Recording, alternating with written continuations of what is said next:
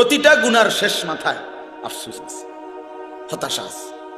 প্রতিটা গুনার পিছনে আগুন আছে, প্রত্যেক গুনার পিছনে আগুন জ্বলে, আগুন জ্বলে। এই জন্য কোরআনুল কারীমে আল্লাহ তাআলা বলছেন, ইয়া আইয়ুহাল্লাযীনা আমানু কু আনফুসাকুম ওয়া আহলিকুম নারা, হে ঈমানদারগণ, নিজেকে এবং পরিবারের সদস্যদেরকে আগুন থেকে বাঁচাও।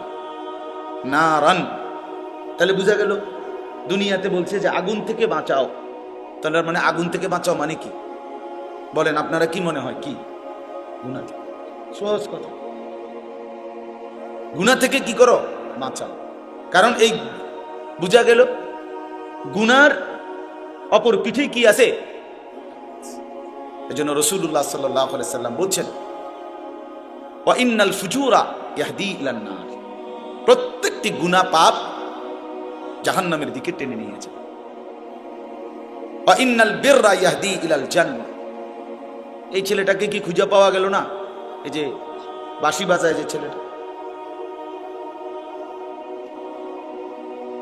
তো চলেন, প্রতিটি পা নেক বীর, নেক কাজ জান্নাতের দিকে টেনে নিয়ে যায়।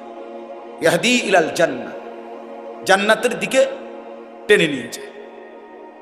এই জন্য বাপ ছেলেরা, ভাই সবাইরে বলি, তোমরাও আলাদা শোনো, মনোযোগ দিয়ে শোনো। আমি এক্ষুনি অল্প একটু সময় কথা বলবো, আল্লাহ চাই না। তাহলে আমার বলার উদ্দেশ্য হলো, আমাদের এই খামখেয়ালি, আমাদের এই গুনাহ, আমাদের এই দিন রাত আল্লাহ থেকে সরে থাকা, ইসলামকে ত্যাগ করা, ইবাদত আমলের প্রতি, নামাজ রোজা কিছুই আমাদের ভাল লাগে না। সব কিছু দুনিয়ার ভাল লাগে, এক ওয়াক্ত নামাজ পড়তে ভাল লাগে না। তো এইটাই তো জাহান্নামের পরিণতি, আগুনের পরিণতি, এটাই তো গুনাহের পরিণতি। আমি বুঝলাম না এটা কি আশ্চর্য কথা। কোন অসভ্য, নিশ্চয়ই তো কোনো অভিভাবক তো আছে, কোনো মা থাকার কথা, কোনো বাবা থাকার কথা। আস্তাগফিরুল্লাহ। আচ্ছা চলেন, তো এই জন্য বললাম বাপ, আফসুস আনবেই আনবে, আমারও আপনার আনবে। কোরআন শরীফে আছে, আরে হাদিসে আছে, আল্লাহ নবী সাল্লাল্লাহু আলাইহি ওয়াসাল্লাম বলছেন, আল্লাহর নেক বান্দারা যখন জান্নাতে যাবে, জান্নাতে কোনো দুঃখ নাই, আফসুস নাই, কোনো রকমের সামান্য কোনো বিরক্তি ক্লান্তি কিছু নেই। লা ইয়ামাসসুহুম ফিহা নাসাবুন ওয়া মা হুম মিনহা বিমুখরাজিন। আল্লাহ বলে জান্নাতি বান্দা কোনো ক্লান্তি স্পর্শ করবে না এবং জান্নাত থেকে তাকে কখনোই বের করা হবে না। তাহলে জান্নাতে কোনো আফসোস থাকবে না। কিন্তু এরপরেও নবীজি বলছেন সাল্লাল্লাহু আলাইহি ওয়াসাল্লাম যে জান্নাতি বান্দার একটা আফসোস থাকবে। জান্নাতে যাওয়ার পরেও জান্নাতি বান্দা একটি আফসোস করবে। কি সেই আফসোস? আফসোস করবে, হায় দুনিয়ায় যেই সময়গুলো আল্লাহর জিকির, আল্লাহর স্মরণ, আল্লাহর ইবাদতে কাটাই নাই, ওই সময়গুলোর জন্য আফসোস করবে। সেই সময়গুলো যদি আল্লাহর ইবাদতে কাটাইতাম, তাহলে আজকে আমার জান্নাত আরো উঁচা হতো, আরো উপরে উঠতে পারতাম। এই আফসোস, সময়ের অপচয়, এটার জন্য জান্নাতে গিয়েও কি হবে? হায়াতের অপচয়, জীবনের অপচয়। এটা সাংঘাতিক ব্যাপার। হাসরের ময়দানে বান্দার প্রতি আল্লাহর প্রথম প্রশ্ন, আন উমরিহি ফিমা আফনা। বান্দা বলো, আমার দেওয়া হায়াত কোথায় শেষ করেছে? এই প্রথম প্রশ্ন। দ্বিতীয় প্রশ্ন আবার বলো, ও আন শাবাবিহি ফিমা আবলাহু। আলাদাভাবে আবার বলো, শুধু যৌবন কালটা কোথায় খরচ করছে? একবার বলবে পুরা হায়াত, সেটা কোথায় শেষ করেছ। আবার বলবে যে পৃথকভাবে আবার বলো যে প্রাপ্তবয়স্ক বালেগ হওয়ার পর থেকে 40 বছর 45 বছর পর্যন্ত এই যে যৌবন কাল, এটা কোথায় ব্যয় করছে? তার মানে কিসের প্রশ্ন? হায়াত। এই সময় কোথায় শেষ করছিলা বান্দা? এটা বলো, এটা বলো।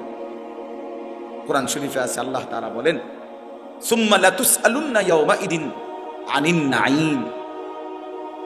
আল্লাহ তাআলা প্রত্যেককে আল্লাহর দেওয়া প্রতিটি নিয়ামত সম্পর্কে অবশ্যই অবশ্যই জিজ্ঞেস করবেন। জিজ্ঞেস করবেন, লাতুস আলুন্না, আরবি ভাষায় লামে তাকিদ বা নুনে তাকিদের সিগ, মানে অবশ্যই অবশ্যই জিজ্ঞেস করবে। ফাওয়ারাব্বিকা লানাসআলান্নাহুম আজমাইন, আল্লাহ বলেন কসম বান্দা, আমি আমার কসম করছি, আল্লাহ নিজের কসম করে বলছে, আল্লাহ বলেন আমি আমার নিজের কসম করে বললাম তোমাদের সকলকেই আমি আল্লাহ জিজ্ঞেস করব। ফাওয়ারাব্বিকা লানাসআলান্নাহুম আজমাইন আম্মা কানু ইয়ামালুন, যা কিছু তুমি জীবনে করেছিলে আমি জিজ্ঞেস করব।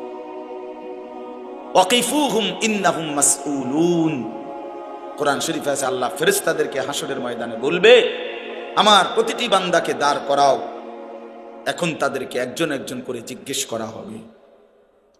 প্রিয় বন্ধু আমার, এটা মনে রাখার বিষয়, আমাকেও আপনাকেও জিজ্ঞেস করা হবে। হায়াতের এই সময়গুলো, রাত দিন, এই ঘন্টা, এই মিনিট, এই সেকেন্ড, এই বন্ধুদের আড্ডা, মদের আড্ডা, জুয়ার আড্ডা, মোবাইলের আড্ডা, নারীর আড্ডা, অশ্লীলতা, বেহায়াপনা, অসভ্যতা, নোংরামি, নাচ গান, গল্প গুজব, গান বাদ্য, এই মিনিট, এই সেকেন্ড, এই সময় আল্লাহর কাছে জবাব দিতে হবে, জবাব দিতে হবে। হাসতে হাসতে ছেলেরা নামাজ পড়ে না, শুধু শুধু কোনো কারণে, শরীর স্বাস্থ্য, চোখ নাক কান হাত পাও হাঁটু কোমর কনুই, আপনার কোনো অসুবিধা নেই। গতকাল শুক্রবার ছিল না, গতকালকে আগের দিন রাত্রে থেকে আমার এই হাড্ডিটা এখানে, শুধু এই হাড্ডিটার মধ্যে কি ঘুম থেকে উঠার কারণে নাকি কেউ বলতেছে ঠান্ডার কারণে অথবা বাত ব্যথার, মানে এতটা প্রচন্ড ব্যথা করে যে সকালবেলা আমি শুক্রবার আমার জুমার নামাজের মসজিদ ঢাকায়, সকালবেলা তো আমি ঘুমাই, আমি মসজিদে গিয়ে পৌঁছছি 4:30 বাজে রাতের, তার 5:40 ফজরের জামা, ফজরের নামাজ পড়ে আমি শুইছি, কিন্তু এইটার ব্যথায় মানে আমি 11টা পর্যন্ত এই কাতরাইছি, ঘুমাইতে পারছিলাম, এতটা প্রচন্ড, মানে নড়লেই ব্যথা, মনে জন্য ছিঁড়া যাইতেছে ব্যথায়, এমন অবস্থা। তো কিছুই না, শুধু এই হাড্ডিটার একটু ব্যথা করে, এতটুকু, আর কিচ্ছু। কিন্তু আমার 5 ঘন্টার ঘুম কোরবান হয়ে গেছে, আর কোনোভাবেই ঘুমাইতে পারিনি, এতটা অস্থিরতা। এখন আমার সাথী দুজন ঘুমাইছে, কিন্তু আমি ঘুমাইতে পারি, এই শুধু এই পাশ ছটফট ছটফট করছে। তো ভাইয়া, আল্লাহ তাআলা যদি 1 ঘন্টা 1 মিনিটের জন্য সুস্থতা তুলে নেয়, আরাম সরায় নেয়, আল্লাহর কসম পৃথিবীর কোনো নারী ছবি, তোমার মোবাইল আর তোমার বন্ধু, কোনো কিছুই তোমার সুখ আনতে পারবে না। এই আমার এই কথাটা দোস্ত বুঝতে শিখো, বুঝতে শিখো। প্রতি ঘন্টা প্রতি মিনিট আল্লাহ তাআলা আমাদেরকে সুস্থ রাখতেছে। হাদিসের মধ্যে আছে আল্লাহ তাআলা জিজ্ঞেস করবে 2টা জিনিস, আল্লাহ প্রথমেই বান্দাকে বলবে হাসরের ময়দানে, বান্দা বলো তো, আলাম নুসিহ জিসমাকা, আমি কি তোমার শরীরটা সুস্থ রাখি নাই এতদিন? জ্বর হইছে কয়দিন বলো, সুস্থ ছিল কয়দিন? মাথা ব্যথা হইছে কয়বার, স্বাভাবিক ছিল কয়বার? পেট ব্যথা হইছে কয়বার, পেট স্বাভাবিক ছিল? আমার এই হাড্ডিতে হয়তো আজকে 30 বছরে একবার ব্যথা করছে, আর তো কোনোদিন ব্যথা করে নাই, ঠিক না?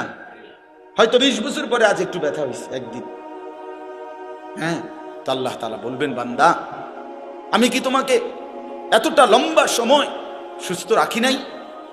তো তার বিনিময়ে আমার সেজদাটা কেন দিতে পারলাম না? কেন পারলা না বাবা? ছেলেরা বলো ভাই, যে বন্ধুর সাথে তুমি 6টা ঘন্টা কাটাইলা, ও তোমারে কি কি দিছে এই পর্যন্ত? কি দিল? কি দিল? মোবাইল কি দিল তোমাদেরকে? নারীর ছবি দিয়ে অর্জন কি হলো বাপ? দেখছো তো, ঠিক আছে, এই পর্যন্ত 10,000 নারী দেখছো, তো কি উপভোগ করতে পারছো কয়জন? কি বুঝলা, কি পাইলা? নারীর ওই ছবি থেকে অর্জনটা কি সেটা বলো ভাইয়া। উলঙ্গ দৃশ্য থেকে তোমার অর্জন কি, তোমার বেনিফিটটা কি সেটা বলো। এই অসভ্যতা, এই নোংরামি, এই জন্তু জানোয়ারের স্বভাব দিয়ে অর্জনটা কি? অর্জনটা কি? যে নামাজ পড়ে না, যে সেজদা দেয় না, আমি প্রত্যেক দিন বলি সে মানুষের বাচ্চা না। মুসলমানের বাচ্চা তো দূরে থাক, আরে নাফরমান তুই মানুষের বাচ্চা না। বেনামাজি কোনো মানুষের বাচ্চা না, বেনামাজি জানোয়ার, বেনামাজি 100 জানোয়ার, বেনামাজি চতুষ্পদ জন্তু, বেনামাজি হাইওয়ান। যার কপালে সেজদা না এটা জানোয়ার, এটা মানুষের বাচ্চা। মানুষের বাচ্চা তো তাকে বলে যার আল্লাহ তাআলা কোমর, হাঁটু, কনুই বানাইছেন ইবাদতের জন্য। বুঝেননি? নামাজ পড়ার উপযোগী করেই আল্লাহ তাআলা, বান্দা নামাজ পড়বে এই জন্যই কনুই বাঁকা হয়, মানুষ নামাজ পড়বে এই জন্যই কোমর বাঁকা হয়, মানুষ নামাজ পড়বে এই জন্যই হাঁটু বাঁকা হয়। নাই তো ভাত মাছ খাওয়ার জন্য কিংবা যৌন চাহিদা পূরণের জন্য, পৃথিবীর অন্য প্রয়োজন পূরণের জন্য এটা দরকার ছিল। কারণ অসংখ্য জন্তু জানোয়ার এক অবস্থায় থাইকাই, গরু কখনো সোজা হয় না, ছাগল কখনো সোজা হয় না, কুত্তা কোনোদিন সোজা হয় না, কিন্তু সে তার দুনিয়াবি সমস্ত চাহিদা, খাদ্য, পানীয়, পেশাব, পায়খানা, ঘুম, যৌন চাহিদা সব পূরণ করে না? তো কিভাবে পূরণ করো সে? বুঝা গেল বাকি শুধু দুনিয়া ভোগ করা, এ তো জানোয়ারের স্বভাব। ইনসান তো তাকে বলে যে আল্লাহকে সেজদা করে। আল্লাহ তাআলা বানাইছেনই আমাদেরকে ইবাদতের জন্য। ওমা খালাকতুল জিন্না ওয়াল ইনসা ইল্লা লিয়াবুদুন। তাহলে এটার উল্টো কথা তো এটাই, মানে এই কথার ভাও কথা হইলো যে আল্লাহ মানুষকে বানাইছেনই ইবাদতের জন্য, সেজদার জন্য, গোলামির জন্য। অতএব মানুষ বলে তাকেই যে গোলামি করে। অতএব এর উল্টোটা হলো যে সেজদা করে না, গোলামি করে না, তারে তো আল্লাহ তাআলা মানুষে বানায় নাই। তোরে বানাইছেই তো জানোয়ার, তোরে বানাইছেই তো কুকুর বিড়াল, তোরে বানাইছেই তো নারীর পিছনে ঘুরতি, তোকে বানাইছেই বেটা মানুষের বেডি দেখতি, ছবি দেখতি, সারা রাত দেখে রেজাল্ট কি? রেজাল্ট কি? প্যান্টটা নাপাক হইলো, লুঙ্গিটা নাপাক হলো, শরীরটা অপবিত্র হলো, শরীরের সক্ষমতা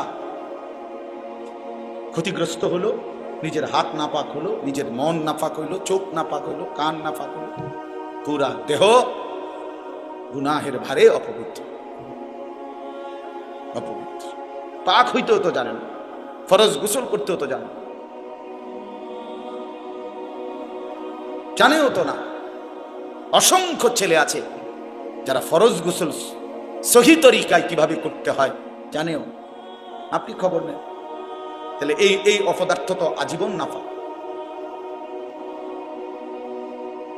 এত নাপাক, গোসল করলে পাক হয় না, শরঈ পদ্ধতিতে গোসল করলে পাক। ইসলাম যেভাবে বলছে ওইভাবে গোসল করলে পাক হয়। এমনি ডুব দিলে পাক হয় না, এমনি বঙ্গোপসাগরে চুবাইলেও পাক হয় না। শরীয়ত সম্মত পদ্ধতিতে গোসল করতে হবে, ইসলাম নির্ধারিত পদ্ধতি বলছে। এই জন্য বাপ আমি অনুরোধ করলাম, লম্বা বয়ান মাকসাদ না আমার। আমি, তোমরা অনেকগুলো ছেলে বসছো, আমার কয়েকজন বয়স্ক বাবাও বসছেন, আপনাদের সবাইকে লক্ষ্য করে এই কথাটাই বললাম। এক নাম্বার কথা হলো এটা, নিজের জীবনের উপরে কদর করেন, হায়াতের কদর করেন, ভাবতে শিখেন। কাজে লাগাইলেও এই হায়াত, নষ্ট করে দিলেও এই হায়াত, একবারই, শুধু একবার। জিন্দিগির কোনো ইউটার্ন হয় না, রাস্তার ইউটার্ন হয়, মানে পিছন দিকে আবার আসা যায়। ওই মাঝখানের কাঁটাটা দিয়ে ঘুরলে আবার পিছনে আসা যায়, এটা রাস্তায়, কিন্তু হায়াতের ইউটার্ন হয় না, চাইলেই আর পিছনের দিকে আসা যায় না।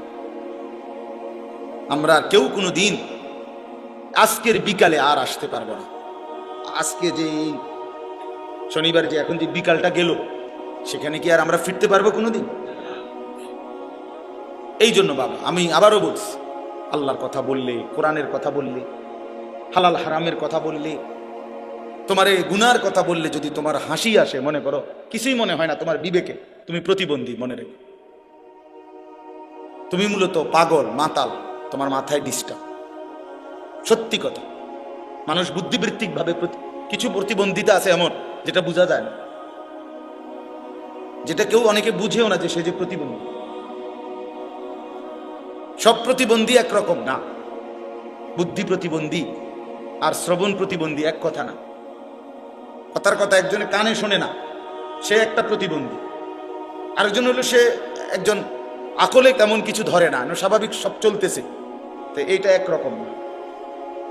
আল্লাহ তাআলা কোরআন কারীমের জন্য বলছেন পাপী নাফরমানদের ব্যাপারে, প্রত্যেক নাফরমান পাপীর ব্যাপারে কোরআন শরীফে বহু আয়াত আছে। আল্লাহ তাআলা একটা কথা ঘুরে ঘুরে বলছে, ওয়া আকসারুহুম লা ইয়াকিলুন, ওয়া আকসারুহুম লা ইয়াকিলুন, ওয়া আকসারুহুম লা ইয়াফকাহুন, ওয়া আকসারুহুম লা ইয়ালামুন।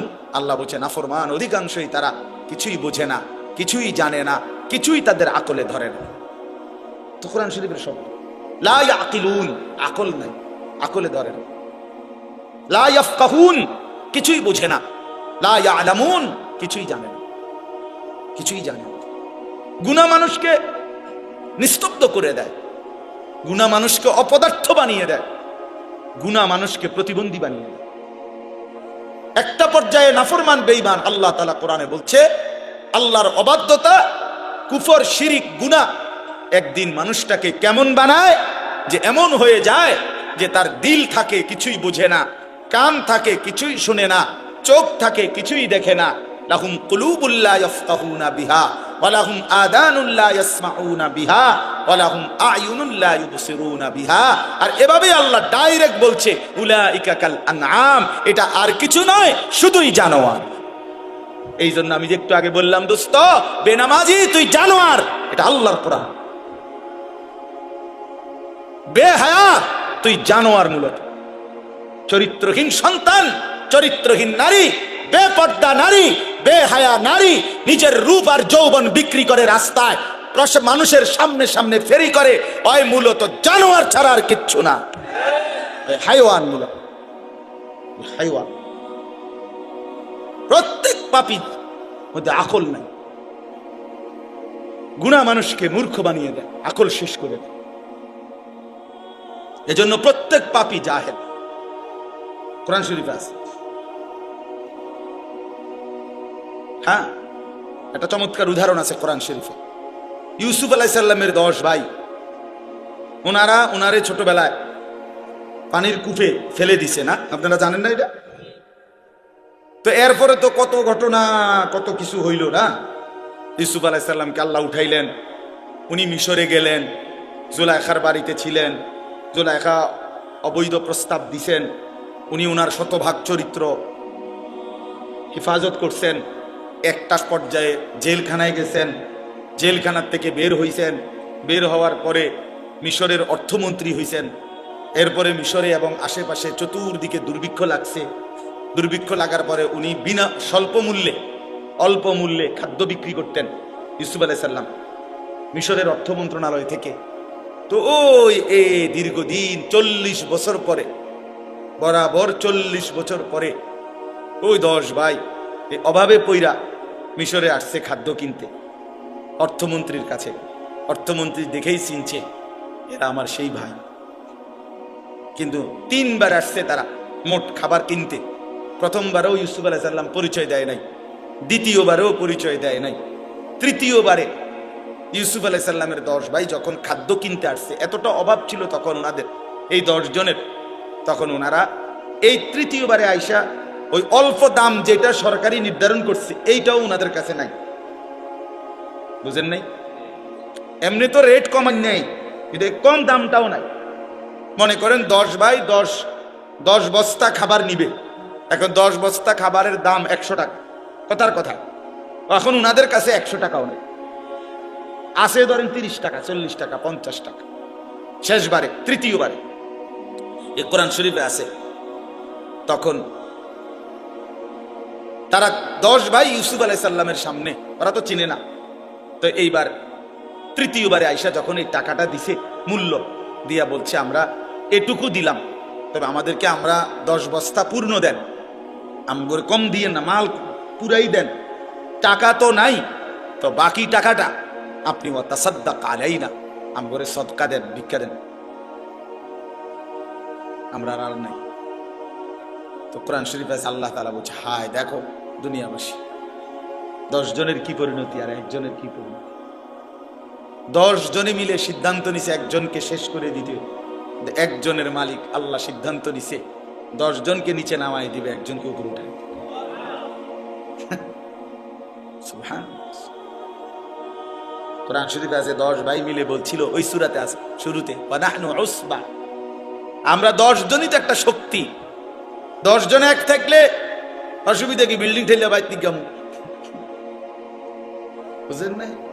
আরেকজনের খাল কাইটা বাইতে বললাম, অসুবিধা কি? আমরা একটা শক্তি। আল্লাহ বলছে না বেটা, 10 জন না 10 লক্ষে শক্তি নয়, শক্তি শুধুই আল্লাহর জন্য। আন্নাল কুওয়াতা লিল্লাহি জামিআ, শক্তি শুধুই আল্লাহ, ক্ষমতা শুধুই কার? আল্লাহ। 16 বছরের জালেম ভেবেছিল আর কারো কোনো ক্ষমতা নাই, একদিন 2:30 বাজে দেখে নিজের কোনো ক্ষমতা নাই। নিজের কি নাই? তখন কিশোর তরুণ যুবক 16 বছরের আর 18 বছরের নওজোয়ানের কাছেই 16 বছরের সাজানো সংসার ছেড়ে দিয়ে পলাইতে হয়েছে। আমার ছোট মেয়ে গাড়ি উঠি লইয়া পলাইতে হয়েছে। তার মানে এটা বোঝা উচিত, শক্তি শুধুই কার? আল্লাহর। ভাইয়া আল্লাহ, শক্তি শুধুই আল্লাহ। এই ইসরায়েলের একদিন টের পাবে, অচিরেই ইসরায়েলের এই ইহুদি কুত্তারা একদিন দেখবে তাদের কিচ্ছু নাই, ইমানের পতাকা, ইসলামের পতাকা ফিলিস্তিনে পথ করে উঠছে ইনশাআল্লাহ। কোনো সন্দেহ নাই, কোনো সন্দেহ। ওই বেঈমান হেরেই যাবে, এই দেখতে দেখতে একদিন থাকবে। এর চাইতে কত বড় বড় জালেম এই পৃথিবী থেকে হারায় গেছে, আর ইসরায়েলের মতো এই অল্প কয়েকজন কুত্তা ওরা বুঝি টিকবে? এত সহজ বিষয়। আল্লাহই বড়। কে বড়? আল্লাহু আকবার,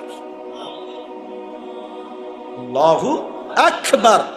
আল্লাহই বড়, আল্লাহই বড়। ওয়ালা যিকরুল্লাহি আকবার। আল্লাহ বলেন আল্লাহর স্মরণ এটাই বড়। আল্লাহই বড়, আল্লাহই বড়, আল্লাহই বড়। ছেলেরা নষ্ট হইও না, মুসলমানের বাচ্চা, তোমাদেরকে বলি, এই অল্প সময়ের মধ্যে দেখবা হক আর বাতিলের যুদ্ধ দেখবা, ইসলাম আর কুফরের যুদ্ধ দেখবা, ইমানদার আর বেঈমানের লড়াই দেখবা। তখন দেখবা মনে পড়বে, যদি এখন থেকে নামাজি না হও, চরিত্রবান না হও, আমি বললাম হকের পক্ষে, ইমানের পক্ষে থাকতে পারতা না। বেঈমান তোমাদেরকে কাপুরুষের কাতারে পাঠাই দিবে, বুজদিলের কাতারে পাঠাই পারতা না। সারা পৃথিবী ব্যাপী ইমান আর কুফরের যুদ্ধই হবে শেষ পর্যন্ত। আগামীর যুদ্ধ মুসলমান আর বেঈমানের যুদ্ধ, এবং সেটা বিশ্বব্যাপী। আগামীর যুদ্ধ মাহাদি আর দাজ্জালের যুদ্ধ। সেটা বাংলাদেশ না, সেটা পৃথিবী। মাহাদিও সারা পৃথিবীর, দাজ্জালও সারা পৃথিবীর। বুঝেন নাই হিসাবটা? সারা বিশ্বব্যাপী।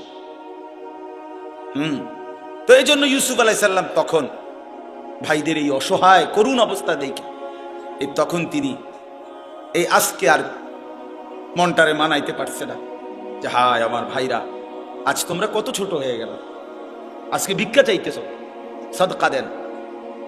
তখন তিনি বললেন হাল আলিমতুম মা ফাআলতুম বিইউসুফা ওয়া আখিহি ইদ আনতুম জাহিলুন।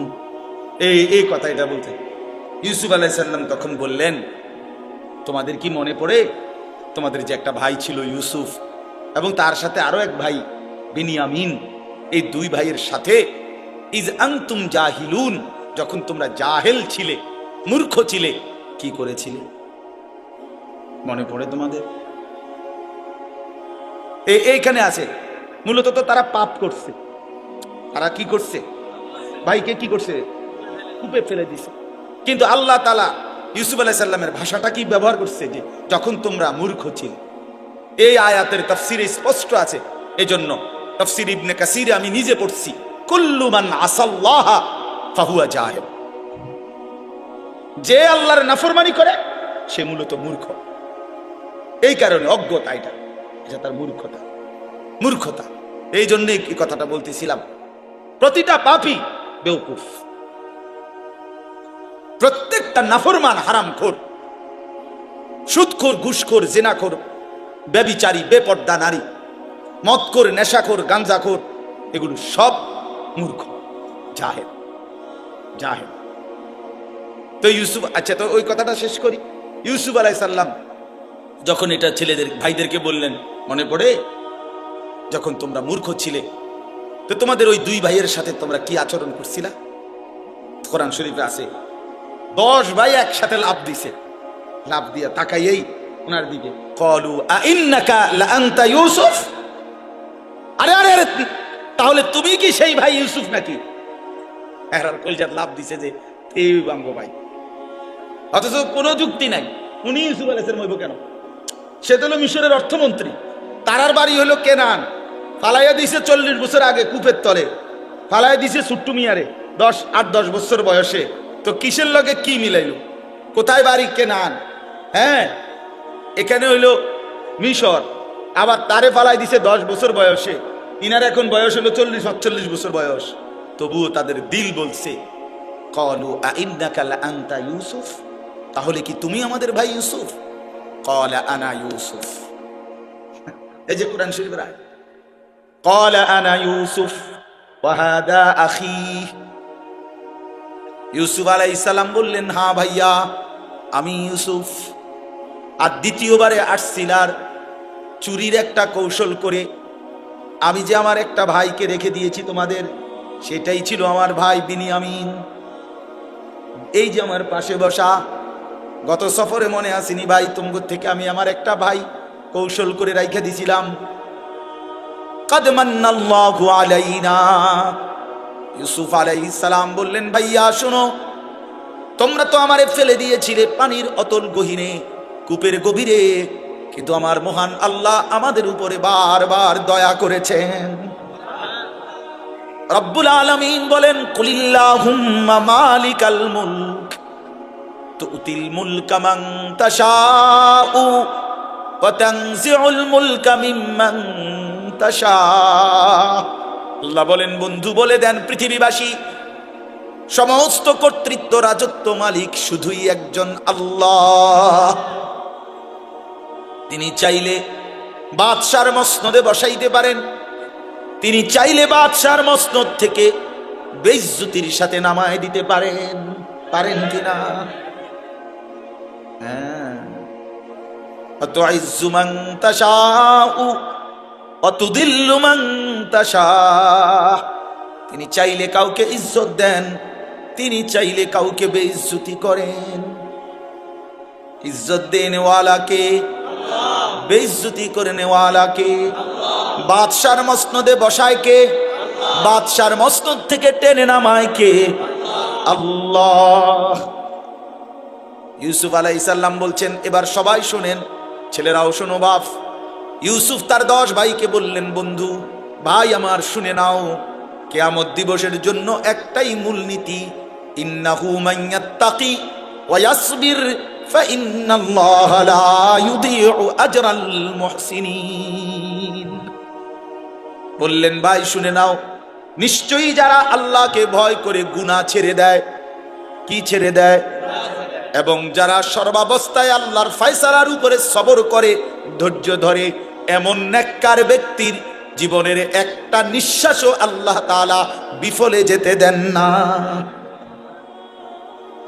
তাকওয়া, গুনাহমুক্ত জীবন, গুনাহমুক্ত জীবন আর সবর। ইউসুফ আলাইহিস সালাম বলেন, ইন্নাহু মান ইয়াত্তাকি ওয়া ইয়াসবির, যে গুনাহ থেকে বিরত থাকে আর আল্লাহর ফয়সালার উপরে সবর করে, ধৈর্য ধরে, আল্লাহ তাআলা এমন নেককারের জীবনের একটি সেকেন্ড নষ্ট হতে দেয় না। আল্লাহ তখন তাকে গুনাহ থেকে বেঁচে থাকলে, এবং আল্লাহর ফয়সালা, আমারে কখনো আল্লাহ খুব খাওয়াইছে, আলহামদুলিল্লাহ। এই বেলা খানা মিলে নাই, আলহামদুলিল্লাহ। আজকে কামাই হয়েছে 10,000, আলহামদুলিল্লাহ। আজকে কামাই হয় নাই 10 টাকাও, আলহামদুলিল্লাহ। হর হালাতে আল্লাহর উপরে সবর করে, ধৈর্য ধরে আর গুনাহ থেকে বিরত থাকে, আল্লাহ বলেন আমি তার কোনো কিছুই বিফলে দেই না। আমার এমন বান্দা, প্রিয় বান্দা, সে হাসলেও নেকি, কাঁদলেও নেকি, হাঁটলেও নেকি, বসলেও নেকি, উঠলেও নেকি, দাঁড়াইলেও নেকি, ঘুমাইলেও নেকি। ইন্নাল্লাহা লা ইউদিউ আজরাল